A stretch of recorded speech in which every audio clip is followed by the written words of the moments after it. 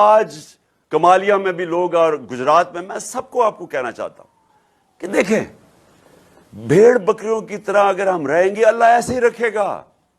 وہ قرآن میں کہتا ہے میں کبھی کسی قوم کی حالت نہیں بدلتا جب تک قوم خود اپنی حالت بدلنے کی کوشش نہیں کرتی. یہ ہم نے حالت بدلنی ہے. یہ جو مارچ ہے یہ ساروں کو اس لیے آپ نے شرکت کرنی ہے. یہ میرے لیے نہیں کرنی, یہ آپ نے اپنے مستقبل کے لیے کرنی ہے.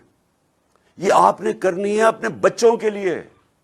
آپ نے اگر خوددار قوم بن کے رہنا ہے جو ہر پاسپورٹ کو دنیا میں عزت ہو بجائے علیحدہ لائن میں کھڑے کر کے ہمارے سے برا بھلا کہا جائے, اگر آپ نے عزت کروانی ہے آپ کو اپنے حقوق کے لیے اپنی آزادی کے لیے آپ کو جدوجہد کرنی پڑے گی.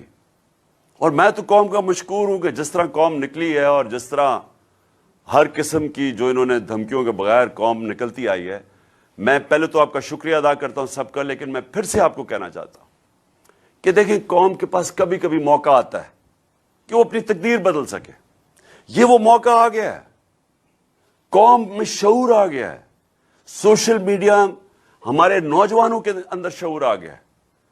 وہ شعور تھا تو وہ دو نوجوان معظم شہید اور اس کے بعد جو ابتسام ہے, یعنی میں اس لڑکے پہ حیران ہوں کہ اس نے بندوق پکڑی ہوئی ہے اور اس نے پھر بھی جا کے پکڑا اس کو. یہ جاگی ہوئی قوم ہے. کبھی آپ نے یہ ظلم کے سامنے جھکنا نہیں ہے. یہ جو آپ کو خوف پھیلایا جا رہا ہے اس سے ڈرنا نہیں ہے. آپ نے قرآن کی آیت ہے جو لوگ ایمان لے آئے ہیں اللہ ان کے خوف دور کر دیتا ہے. اللہ میں ایمان رکھو. مجھے دیکھو معجزہ ہے کہ میں بچا ہوا ہوں کیونکہ اللہ کے ہاتھ میں زندگی موت ہے. اگلوں نے تو پوری کوشش کر لی تھی مجھے مارنے کی. انہوں نے تو پورا ٹریپ کر دیا تھا, ایک ادھر اور دوسرا آگے, ایک سے بچا تو دوسرے نے مار دینا تھا. انہوں نے تو تیاری پوری تھی. لیکن اللہ جس کو بچاتا ہے کوئی نہیں اس کو لے جا سکتا.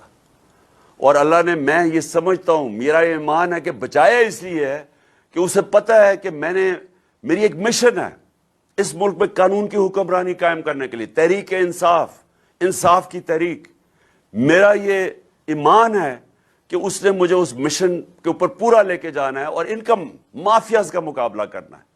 اور یہ جو ڈرامہ ساری قوم کی توہین ہو رہی ہے کہ مفرور ایک سزائے یافتہ ملک کے فیصلے کر رہا ہے اور وہ اس پوزیشن کا فیصلہ کر رہا ہے جو کہ اس ملک میں سب سے امپورٹنٹ پوزیشن ہے. اس لیے آپ سب کو میں پھر آج آپ کا شکریہ ادا بھی کرتا ہوں. آپ جس تعداد میں نکلے اور انشاءاللہ سب نے تیاری کرنی ہے. پنڈی میں آپ سب سے ملاقات کروں گا اور اس کے بعد پھر آگے ہم بڑھیں گے.